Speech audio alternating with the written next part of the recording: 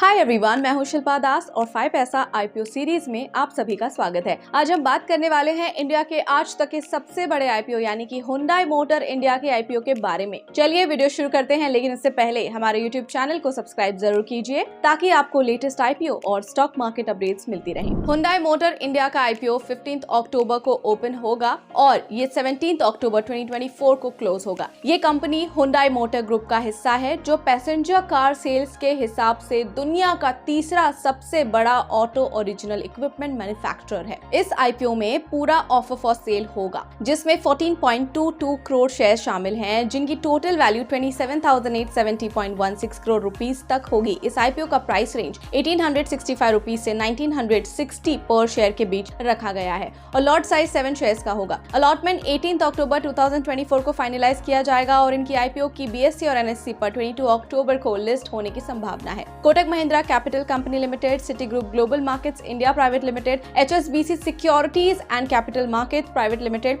JP Morgan India private limited और Morgan Stanley India company private limited इसके book running lead managers हैं, जबकि KFin technologies limited इसका registrar है। चलिए अब देखते हैं हुंडई मोटर इंडिया आईपीओ के ऑब्जेक्टिव्स के बारे में। इस आईपीओ से कंपनी को कोई भी पैसा नहीं मिलेगा, सारा पैसा सेलिंग शेयर होल्डर्स को दिया जाएगा जो इस ऑफर के तहत अपने शेयर्स बेच रहे हैं। चलिए अब जान लेते हैं हुंडई मोटर इंडिया के बारे में। फिस्कल 2009 से लेकर आज तक ये इंडियन पैसेंजर व्हीकल इंडस्ट्री में दूसरा सबसे बड़ा कार ओईएम है।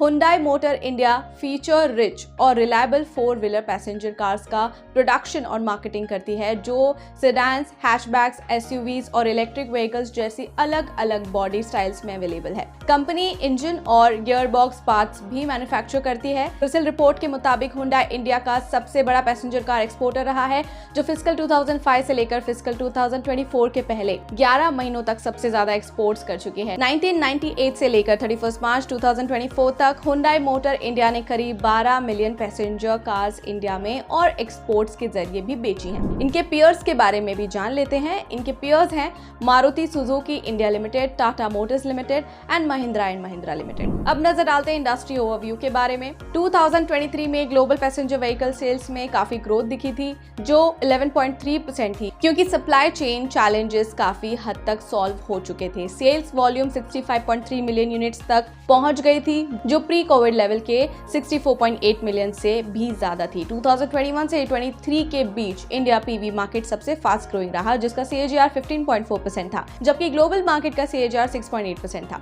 2023 में टोयोटा ग्रुप ने ग्लोबल पीवी सेल्स में लीड ली थी 11.1 मिलियन यूनिट के साथ। उसके बाद वोक्सवैगन ग्रुप और हुंडई मोटर ग्रुप आए। इंडिया में ऑटोमोटिव डिमांड पर काफी फैक्टर्स का असर पड़ता है, जैसे crude oil prices, INR USD exchange rate और मॉनसून्स जो एग्रीकल्चर और कंज्यूमर स्पेंडिंग को इम्पैक्ट करते हैं। ऑटो फाइनेंस रेट्स और प्राइवेट कंजम्पशन एक्सपेंडिचर भी इंपॉर्टेंट रोल प्ले करते हैं। बढ़ते हुए रेपो रेट्स के चलते ऑटो फाइनेंसिंग रेट्स भी लगभग 10% तक पहुंच गए हैं, जो प्री पैंडेमिक लेवल पर वापस आ गए हैं। इस वजह से कार परचेसेस भी इम्पैक्ट हो सकते हैं, क्योंकि लोगों को हायर इंटरेस्ट रेट्स का सामना करना पड़ रहा है।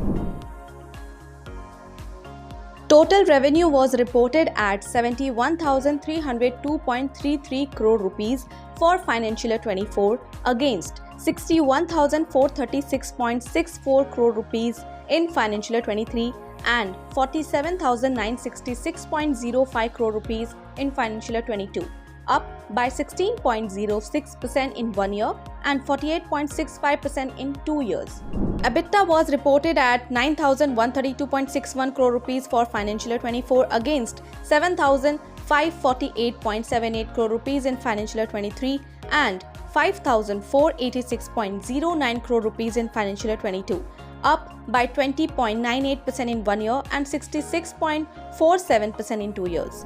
PAT was marked at 6,060.04 crore rupees for financial year 24 against 4,709.25 crore rupees in financial year 23 and 2,901.59 crore rupees in financial year 22. Total assets for financial year 24 were reported at 26,349.25 crore rupees against 34,573.34 crore rupees in financial year 23 and 28,358.06 crore rupees in financial year 22, down by 23.79% in 1 year and 7.08% in 2 years. Share capital for financial year 24, financial year 23 and financial year 22 was reported at 812.54 crore rupees, stable in 1 year and 2 years.